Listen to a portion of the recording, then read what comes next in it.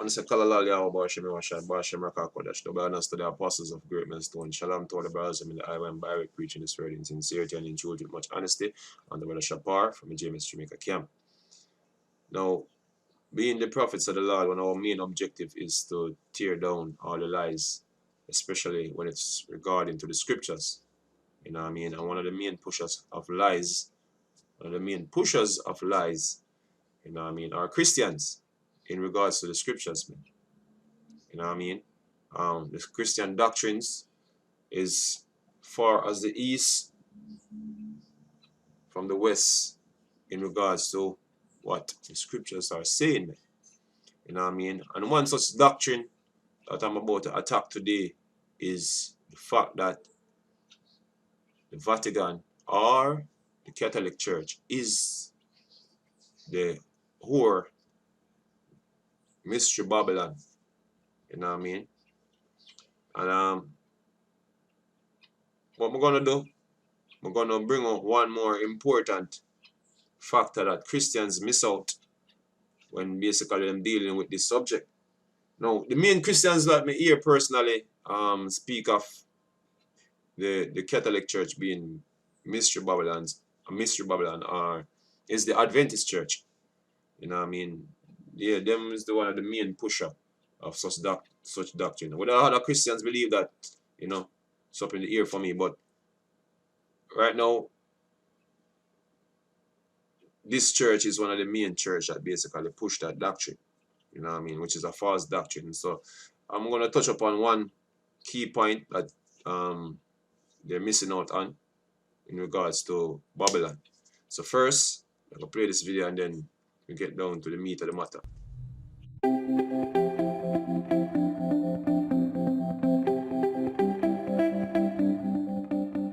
If you ask most Protestant Christians today, who is the whore of Babylon?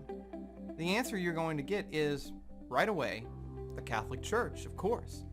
Ever since the time of the Protestant Reformation, the interpretation of this mysterious figure of the whore of Babylon in the book of Revelation has been identified as the Catholic Church and, above all, as the Pope, the head of the Catholic Church. And this interpretation of the book of Revelation is so widespread that even many Catholics think that in some way the whore of Babylon in the book of Revelation is in fact a description of the Catholic Church. And even if they don't think that, they're often alarmed by that accusation. Hey. Well, anyway, let me just bring out the point some more, bring out from the scriptures. You know, seeing not to make the lesson too long, just touch up on a key thing here. Seeing Revelation, this is Revelation 18. Let me start from let me start from Revelation 18 and 9.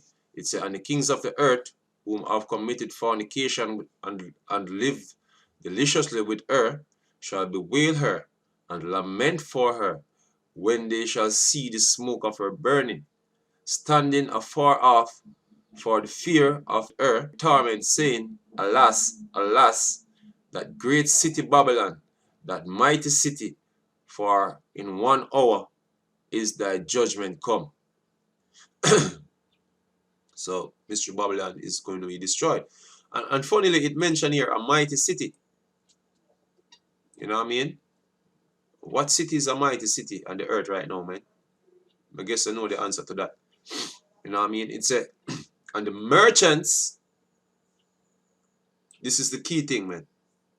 Because once you bring in merchant into question, you bring trade into question, man. You know what I mean? This is what Protestant Christians basically is missing out upon.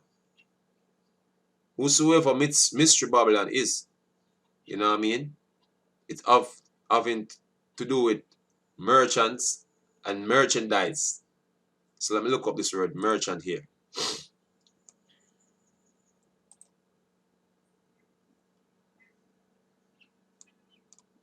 So merchant. One on a journey, whether by sea or by land, uh, for for trade, and yes, it's for trade. And a merchant is number two. A merchant as opposed to a retailer or petty tradesman. Now, once I mention merchant, it's for trade. A man who travel across seas or across land for trade. That's what a merchant is. Now, let's go back to the scripture here.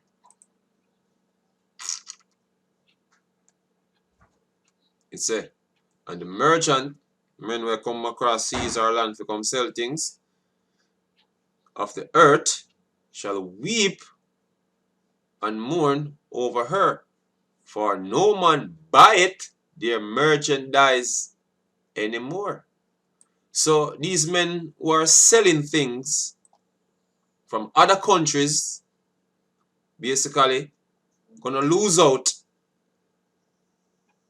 on trade. You know what I mean? They're gonna lose out on trade. Let me play our next video here. Since the Occupy Wall Street movement... Not that one. We'll get this.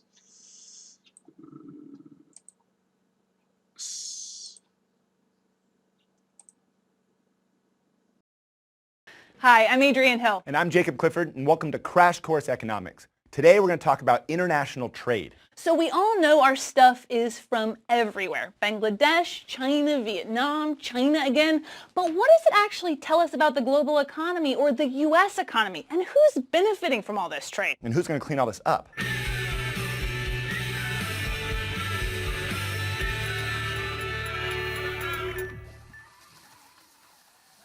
International trade is the lifeblood of the global economy.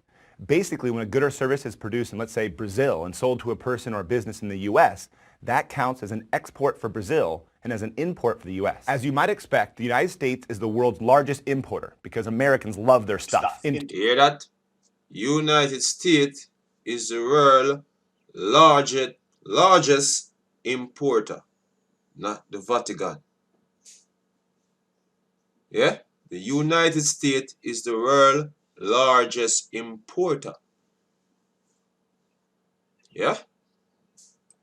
In 2014, Americans imported over $2 trillion worth of stuff like oil, cars, and clothing from countries all over the world. And if you look around at your local big box store, oil, clothing, and such. Hey, we're going to go into that. You know what I mean?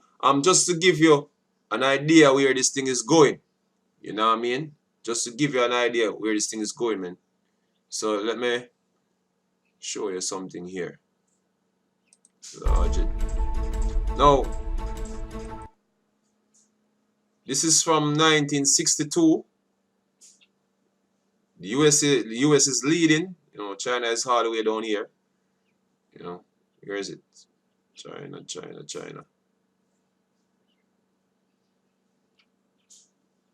not even appear on it here, so but this is from 1962. These are the nations that basically are the leading importing countries, and the United States is heading the list. In 2018, which is last year, the United States still leading the pack, with China basically just behind, you know.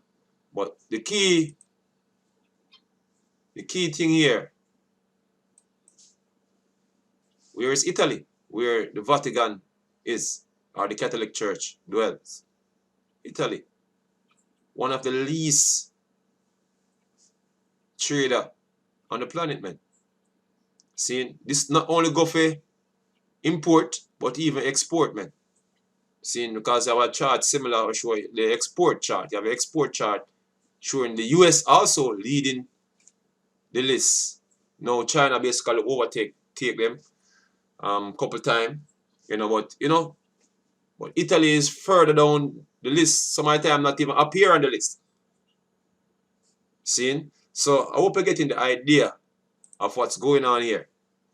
Seeing? So merchants, men who sail them ship come across the sea selling things.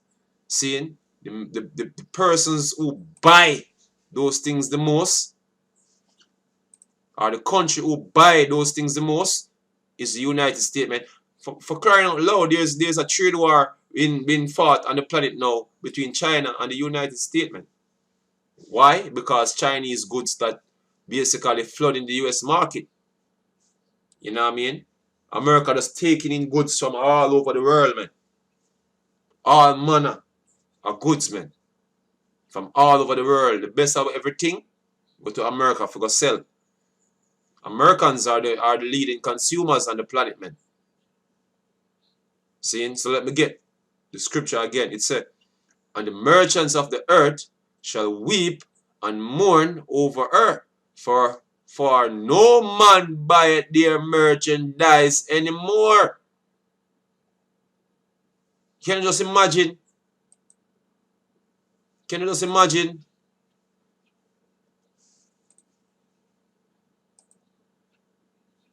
Let me get the chart here. Can you imagine all of this gone, man? Can you just imagine that, man?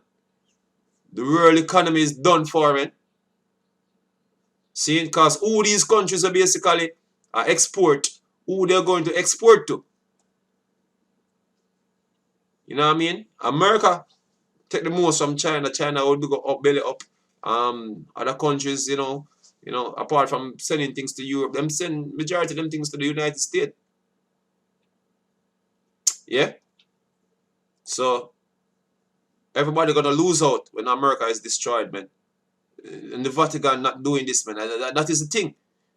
You know, it's the merchandise of gold and of silver and precious stones, seeing, and pearls. Look, precious stones, you know, even minerals, man. Even the rare earth minerals that you see China produce. Guess what?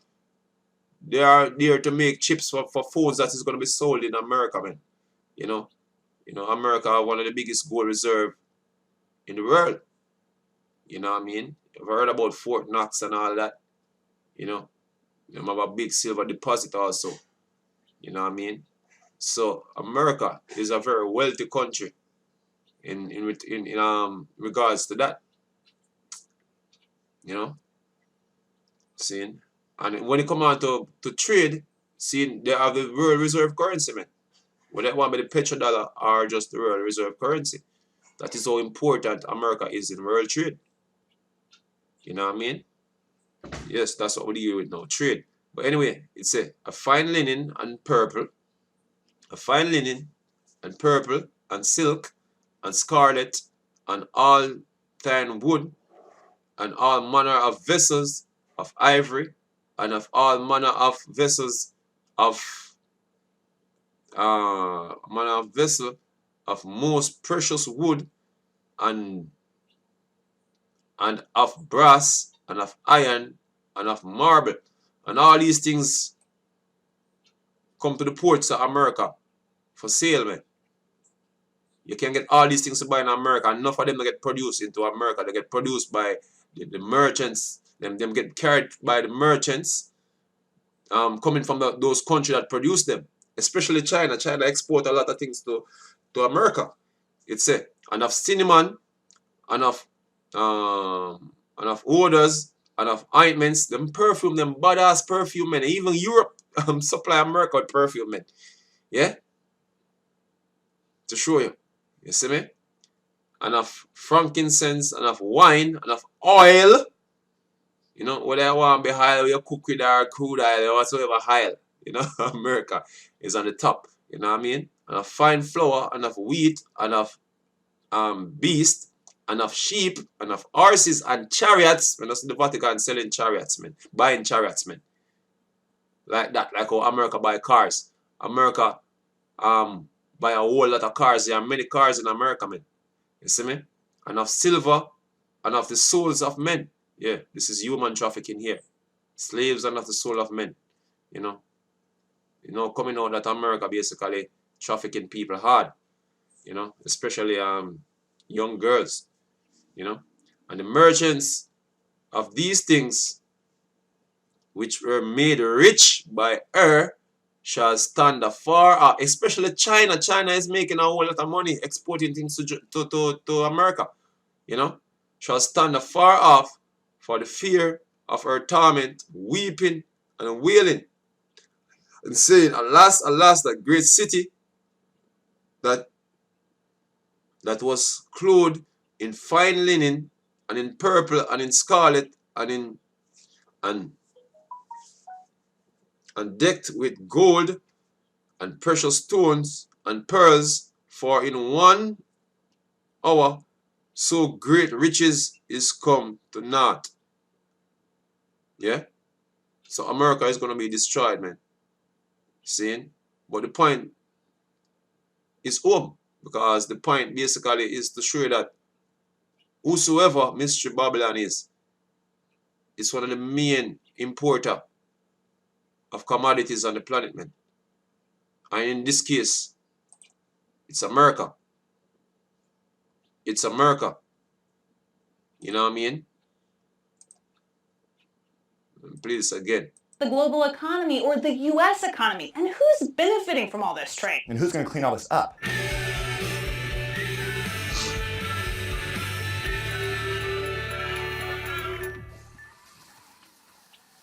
International trade is the lifeblood of the global economy. Basically, when a good or service is produced in, let's say, Brazil and sold to a person or a business in the U.S., that counts as an export for Brazil and as an import for the U.S. As you might expect, the United States is the world's largest importer because Americans love their stuff. In 2014, Americans imported over $2 trillion worth of stuff like oil, cars, and clothing from countries all over the world. And if you look around your local big box... clothing and scripture tell all the fabric that is imported to America, man. You know? Store, it feels like everything is made in China. And we do... Yeah, as I said before, China is one of the main countries that lose out. You know what I mean? When America is destroyed. Because, hey, even China basically going to get parts of China destroyed. But just to push the point across, you know, that look, man, this don't match up with this Vatican Catholic Church thing, man. Don't see no ships going to Italy like how they're going to America, man. You know, especially to trade with Vatican. It's not even a coastal city, man. Yeah. Christians are ridiculous, especially with Adventists. And this is just one reason. You have many other reasons, because them have this 7 ill doctrine also basically is madness, you know. I have another breakdown for that. That is for a different lesson, you know. And other things relating to the fact that the Vatican is stemming from Rome, ancient Rome, the ancient Roman Empire. But the thing is, the ancient Roman Empire wasn't a religious entity. All of a sudden it became a religious entity. No. It was a secular statement. Just like how the scripture mentioned women classifying other nations or other people, other national people as women, you know what I mean, or other countries as women, is the same thing, man. It's not dealing with religious entities, man. You know what I mean? It was always about governments or the nations that basically is under certain governance. But anyway, without a Kalalali, our Bashimir, Shai Bashimir, Kodash, the brothers to the apostles of greatness, once more. Shalom to all the brothers and the island by preaching the spirit in sincerity and in truth with much honesty.